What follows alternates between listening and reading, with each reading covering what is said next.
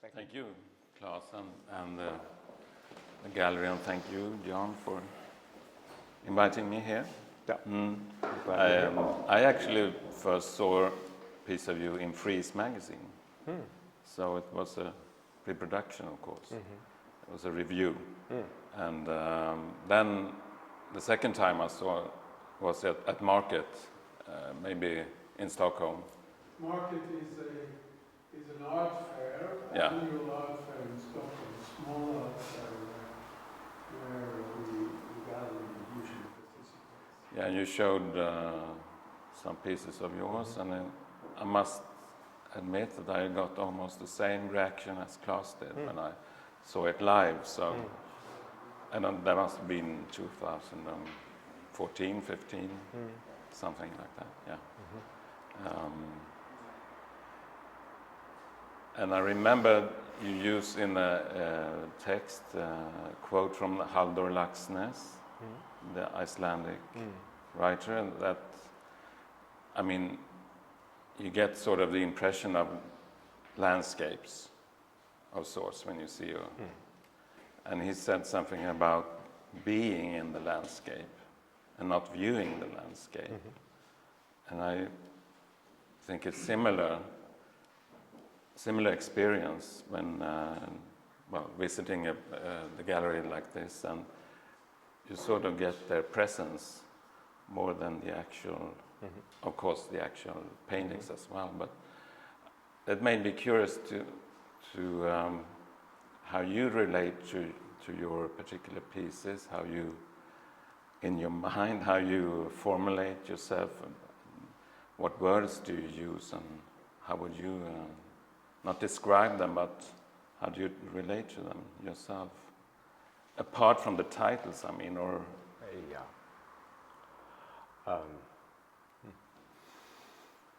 Well, very simply, I think of them as paintings, but you're bringing up this idea of landscape, where there's a sense of, let's say, landscape hovering around the painting, or at least of nature. But I'm thinking about them intuitively as paintings being made that are so open that they allow these associations to come in. So just to have a little history then of the relationship to landscape was that I was always struck by it. I remember talking with someone just the other day about, I was very young in the beach in California, looking at the waves when I realized that the waves were constant and moving, that this landscape was not just bigger than me physically, but in every way was greater than I was, that it would continue without me, without people who come after me. And it made me both excited to realize my relationship to a landscape as a very small figure in this large world, and also it was terrifying. So that was something. So I was always aware of the landscape. I was always looking at the things that are important to me are simple changes in the weather, just the sheer looking at the way the light falls on something. So I then went in and studied landscape architecture, because I was interested in Japanese gardening when I was very young. And very quickly, when I was around 20, I took a painting class and realized that painting for me was the thing that, it was the language that I understood, and it was wordless. It wasn't, I could paint, I could create or work with sensations of nature without having to name them. So you asked about the words I use when I'm painting. I'm not naming things when I paint. Actually, I'm trying to move away from names or from language. And it's not that we can't talk about them, but that's not, I'm not trying to describe them when I'm thinking about it.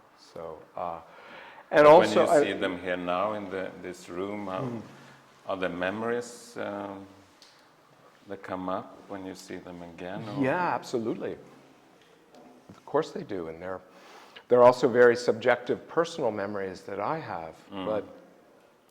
And some of those are included in the titles, and that's where some of the personal information or what I see in these paintings, I feel like it adds something by giving it a name rather than just untitled or number. I know that you work you live both in California and in Iceland, and since some years in Iceland also. And how does those two places affect your painting, and do they affect them in different ways, or do you like the? Well, I think they affect them in very different ways, but I think it's it's the simplest way is to talk about just the qualities of light and how the light is different in California versus the light in Iceland, which is extremely, it's just, you can't really compare them. So I think one of the things is that I'm not comparing. I'm not saying this is a California light, this is a Icelandic light. For me, it's the presence of nature in Iceland that is so overwhelming and raw and powerful that helps me to see. It was also when I first arrived there, the way I felt, it's hard to explain. It's not hard to explain, I can explain it, but if you could visualize it, California is phenomenally beautiful where we live. In Northern California, the weather is perfect, the landscape is huge, the distances are very big, and it's actually bigger than Iceland, which is a small island. Yet the sense of the way my eye travels out over the distance in Iceland is different than it happens in California. And it might have to do with something about the air. Yeah. But there's a kind of slow distance. I titled the show Level Distance, which we'll talk about later, but for me, the show could have also been titled The Far Horizon, or As Far as the Eye Can See, because the way my eye works and travels in Iceland is very different than the way it is in California. So that in some way are what you're trying to put down in painting? Yeah, The distance between you and the... Well, I'm really interested in that, in the distance between the viewer and the surface, myself and the surface. What's complex about this to talk about landscape is why it's a paradox, because if you look at the paintings, there isn't a lot of what we would think of as depth or an illusion of depth in the painting. The paintings are very much about surface. Yeah. And I think of them as how the surface then, there's either a break in the surface or some kind of opening into spaciousness that happens within the surface. So I think that was probably the closest way to describe it. So I don't know if you can call them lines. That's the title of the same as the title of the show. The lines in that painting, and in I think in that room there's also not a cross, but I mean it's a line like that and a line like that, and that keeps returning in your painting. That and also these little spots on this, and now this is quite big. Yeah, it's quite thick. The paint. For me, that's what you're talking about. It brings you back to this, to the materiality, to painting actually. And I was thinking that what you're doing in a way is that you define painting, but you also defend painting. You defend painting as a statement. Do you know what I'm? Yes, I do, but I don't think about that consciously. No. Like, I'm not saying painting is under attack, I need to defend a painting. No. I just feel like painting is so huge and big and important that doesn't need me to defend it, but I'm completely engaged as a painter, and all of the language, or the pictorial language, is all about the language of painting, and also, as well as art history, done in a very oblique manner. So when you mentioned this thing about the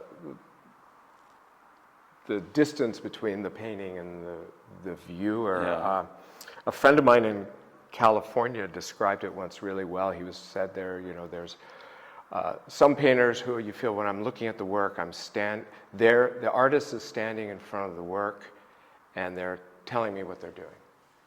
And with other painters, I feel like I'm standing looking at the work and they're by my side and we're looking at the work together and they're pointing things out. But with your painting, I feel like I've come up to it and you've been there. You've touched everything on the surface, and I can see what you've done, but you're gone, and I'm alone. Yeah. And I thought that was a fantastic description of this, of actually what I do in a way. It's like I'm completely involved with the construction of the painting, and by that I mean the building up of the layers, the paint, the decisions being made. Some are a lot are unconscious, some are conscious. But then the ultimate experience is that the painting stands there alone and the relationship is with the viewer, whoever that is. Yeah. And it's also my relationship to the painting as the first viewer. I'm seeing that as well. Yeah. So. I was maybe thinking that you're more honoring painting than defending. Yeah, I'm definitely honoring it. Because you're so grounded in art history and in different... Yeah. But I would just interrupt there to say I actually feel more like it's kind of a burden. Yeah. And that I'm serving it. Like I'm coming to it as like painting is bigger than me and I'm the person who gets to, serve it rather than me try to push painting around. It's the same thing, I don't want to push nature around. I also don't want to push painting around. I'll just let it. But the feeling I get from watching your painting is freedom more than anything. The ability to breathe in front of your paintings. You let the viewer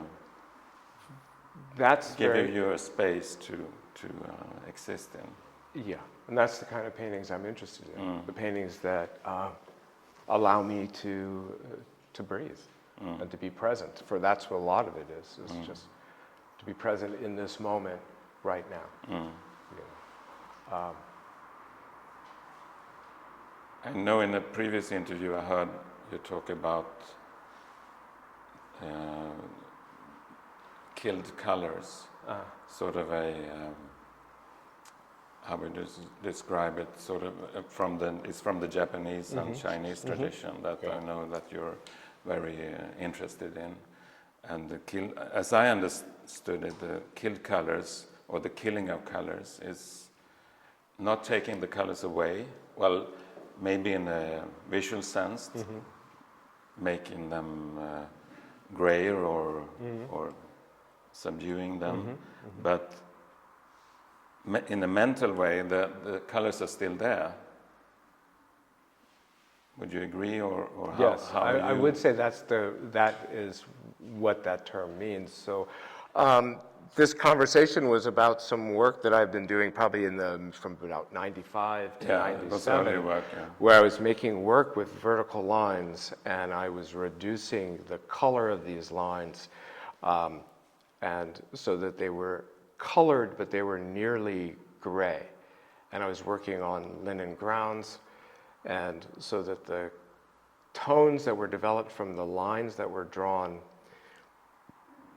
sort of seemed to develop out of the gray of the primed canvas. And I was reading a lot of traditional and looking at a lot of Japanese painting, but of traditional Japanese aesthetics.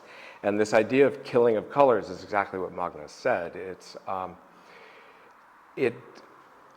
the idea of reducing a color to its absolute limit of visibility so that the color is still present, but it's present in our memory of it, but not in the actual look of it. And this is very much tied with Zen aesthetics, so it has a religious connotation as well as an artistic one, but it's a thoroughly artistic idea that that with the reducing of color, and in both classical Chinese painting and also in classical Japanese painting, to essentially going to just shades of gray and black ink and the paper, that it also is a way of bringing all the other colors there. So it's not a denial of color as much as it's an elimination of color to bring that color into the mind. So that's, well, there's a poem that's associated with it by, I think it's Lord Teika, and it's a poem where it talks about there's no flowers in bloom, there's no crimson maple leaves. All that we can see is a lonely hut on the edge of the sea in the twilight in autumn. So it's this idea that the fact that the poem even has the colors mentioned lets you know that intense color is there, but it's more of a spiritual idea of reducing the colors. I don't do that here, by the way. No, so but in I guess these, you what I'm doing with here is I am mixing and modulating the colors so that rather than have pure, intense hues, they've all been modulated somehow, subdued in some kind of way, or mixed one over the other so that they change the tone. And so I'm thinking more of tone and color tone, and that the vibration of that than I am, let's say, the intensity of full color.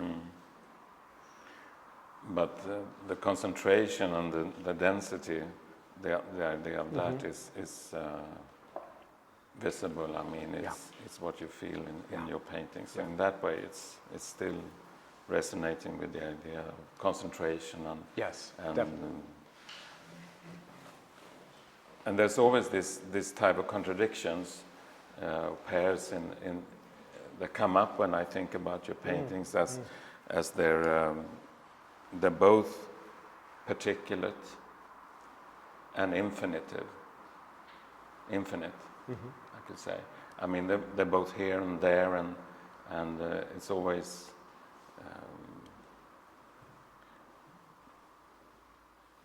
you travel in a way with in a place, both outside of yourself and, as you said, inside of yourself. And I was but that's also like the breathing you're talking about. So I'm thinking of these states that are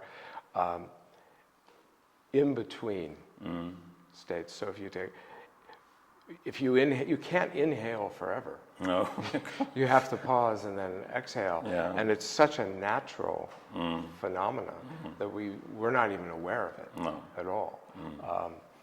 So I'm thinking that is happening in the paintings, that these things are in the moment of coming into being, in the moment of going away into being, and having them to the final painting be complete, but still in this sense of flux that moves and breathes.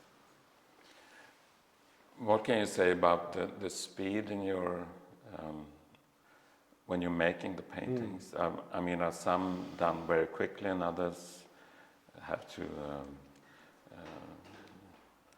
it takes longer and have to does it work both ways for you? Work both ways, like some are slow and some are fast. Is that what do you mean? I don't understand the question. Well, I mean, if you looking at your paintings, you get the impression that some are made very quickly and others are they're thicker and they're more layered, but maybe that's a deception. I don't know. Maybe that's not the case. But yeah, I think there is a little bit of an illusion going on. So I would like them all to look like they happened instantaneously. You know, to be like this just arrived, this just happened, and actually, when the paintings come together, that's what happens. They're just arriving in a moment. I'm working on something for a long period of time, and I kind of lose sight of it. It's strange to say, here I am, this is all visual, and I'm seeing, but all of a sudden I can't see what I'm doing, and then all of a sudden, something clicks and I see very clearly, and the painting directs me to make a certain mark because I'm taking my cues from the paintings. So the speed of the paintings and their execution isn't a planned idea at all. So it's very spontaneous. So I don't know when I start a painting if it's going to be done at the end of the day or years later. And so there are time periods. So for example, this painting was worked on for 4 years. It's not in, often I will date the painting to show that time period, but I want it to feel like it all happened at once. Now there's evidence, if you look close at the surface, that you can see it's been worked, but I want it to look like it was really easy. Yeah. And when I mean I've worked on something for a long period of time, that doesn't mean I'm working on it every day for 4 years. Because some things, even though I know what I want to have happen sometimes, I know, or the experience, I'm looking to be surprised. And sometimes I'll move the brush or the stroke will go down in a certain way, and I know I just need to leave it because I'm not sure, it's so fragile, I don't know what's there. So if I go back into it very quickly or out of anxiety or a deadline or, needing to get home for dinner, I sort of lose concentration. I can lose it. So I need to leave it and let it sit for a while and then come back to it to decide which way to go. Yeah.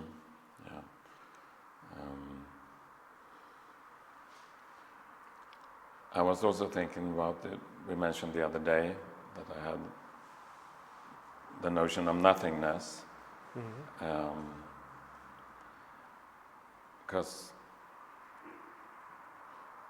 it's really hard to say what you're actually looking at in your paintings. Yeah.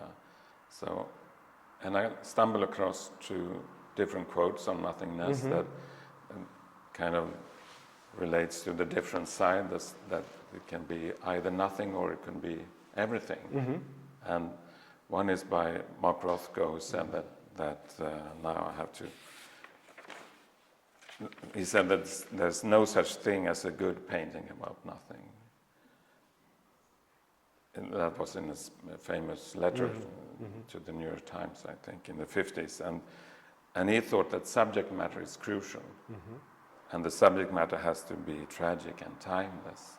And that was his take on it, of course. And it was, it was in the 50s, and now we're in a different. But then another artist that also is represented here in the gallery, that I know you're interested in, Torsten Andersson, the Swedish painter, he said that he didn't want to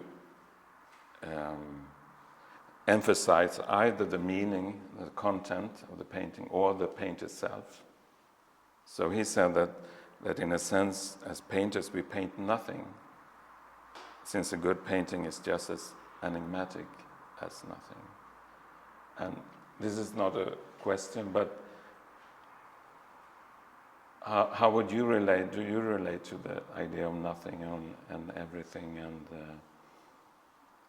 do you think it can exist in both ways, like these quotes, if you know what I mean? Yeah, to listen to those quotes, it's fantastic because both of them are artists who I like very much. Rothko was one of the first early influences for me.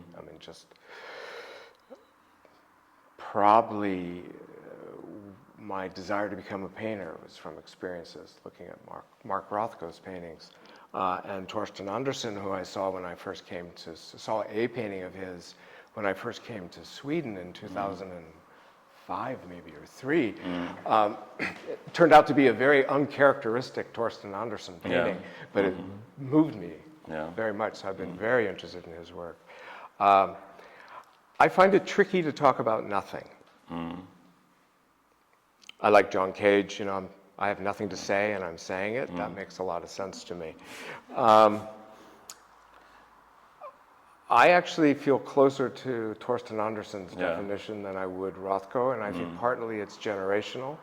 I think one of the things that's interesting is when we talk about New York school painting or abstract expressionism, is that it's talked often in stylistic terms. So we have Rothko and Newman, the color field branch, and then the gestural branch with de Kooning and Guston, et cetera. And then what that meant for American imperialism, and there's a lot of conversation about that. But what gets left out, which I remember being very affected by, was the war and the nuclear bomb. And the existential nature of that painting, that we now cannot paint in the same way that we could before. We have to find a new way. So I think nothing for Rothko, thinking about both his own personal history and the war, I think he's thinking about a different kind of nothing. Yeah. I think he's talking about annihilation, maybe. I don't know, I'm just thinking about this off the top of my head. But what I like about Torsten Andersen's quote is that there's more room to go back and forth. So I do think that in a lot of ways, these are nothing. Like I'm not doing, the vocabulary is very simple. I mean, the painting is very, and yet something is there. And so something is there, and I can't put my finger on it, but I could feel it. And to work in this very reduced way, which has anyway, to work in this reduced way and to essentially paint nothing but the passage of paint or the movement of a brush, and yet have there something be there, and yet it's nothing. That's interesting to me.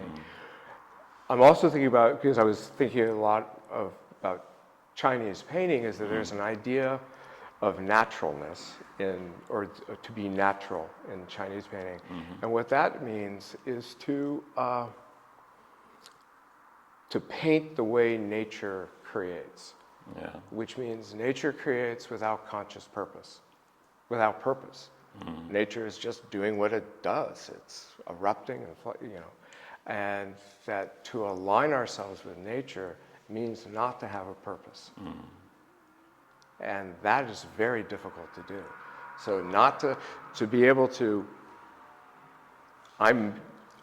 it has to do with the will, and this is a whole long topic, I don't want to get it, but it's about where we situate our paint, how we bring ourselves to painting. So it's to paint as if it is something that could be very natural, and that it's operating with the principles of nature without a purpose. And so you could say if something doesn't have a purpose, that's nothing. Because everything must mean something. It must mean. So I'm just trying to do something and make something appear that I don't know how it appears. So there's a lot of magic going on and a lot of mystery going on. And that's also sometimes the difficulty of talking about painting, because it then sort of takes away some of that mystery. But I think both Rothko and Torsten Andersen, in their ways of talking about nothing, which means something very specific to them, are really talking about this mystery that's painting. That you put smear color onto a surface and something appears that wasn't there before, and now it's able to touch other people. That's extraordinary. So maybe it's more like a desire or a will to keep on painting than an actual statement or a content. I mean, the meaning. As you said, the meaning appears when you've painted. And the meaning also appears with the viewer. So that's why I'm often reluctant to talk. Like these lines in here are something that I've seen. There is a reference for them for me that's personal, but they do something in the painting in which they both fall down, they interrupt the space, they fall into segments, they disrupt this sense of the surface, help me to look through something. But I'm not trying to make that, image of that or a meaning of that.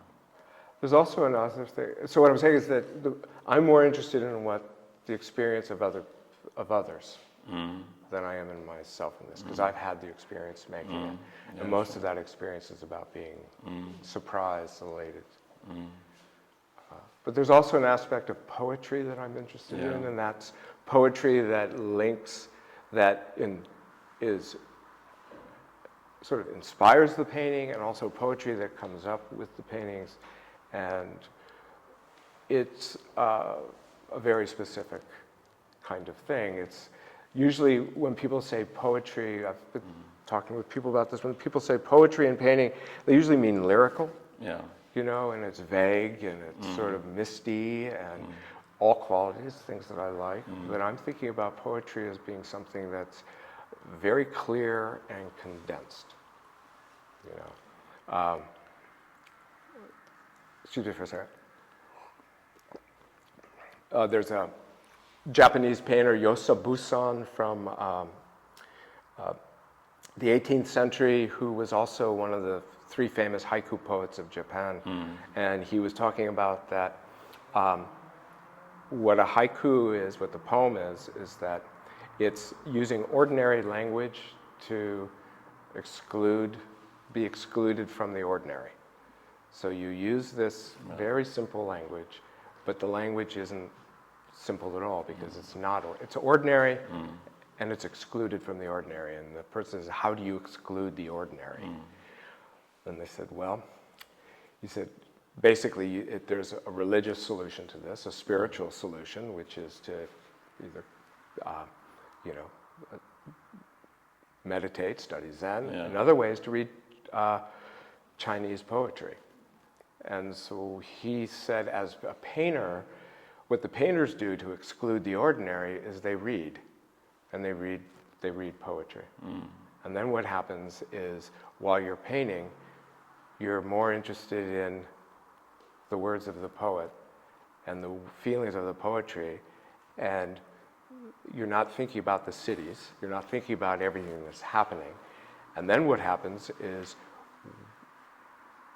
the poetry leads you to stop thinking about other things as well, and all of a sudden there's a clear space that allows this ordinary thing to become something that excludes the ordinary. And I like that idea very much, so that's... And you have a quote here in the exhibition text from one of the poets. Maybe it's the one that you talked about. Yes, it's him, yeah. You have a candle and you light another candle with that. And I guess that's the way of saying that all your paintings are connected with each other. I read it that way. I'm glad you read it that way. I didn't plan it that way. This is the great thing about not planning things. All these wonderful, spontaneous things come, but that's exactly what it means, because it's read very simply, like you light one candle with another candle. We've all done this. And spring evening, and it's just like really such a sharp cut, and then spring evening. But it also could be read as that one image, lighting one candle with another, or it could be the late, spring sunlight hits the light outside and comes into the window, and the candlelight and the sunlight are the same luminosity. So you have one candle lighting another candle, so it's an inside and outside as well. And those are just 2 possible readings, so there's a lot. But for me, I'm painting through my history as a painter for 40 years. So when I was younger, you're trying to move forward and do different things and want everything to be different. And now I feel like I can move and bring things from years ago. We're back, so it's not only... It's interesting, because we're talking about, in this show specifically for me, I've just done an exhibition where I was curating Chinese and Japanese painting, so I spent a lot of time looking at this work and also reading the texts and the theories about it, which was so wonderful and helpful for me. But my painting is influenced by that, but it's also completely grounded in Western painting. So I've got, there's German Expressionism and, there's Munch, and all these painters are involved in this as well as that. So I'm looking at all of this and trying to reach in and get all of these things, and in a very subtle and simplified way, condensed way, hoping that these are expressed and come through. Okay, thank you very Thank much, you. John. Thank you. Thank you. Thank you. Thank you very much.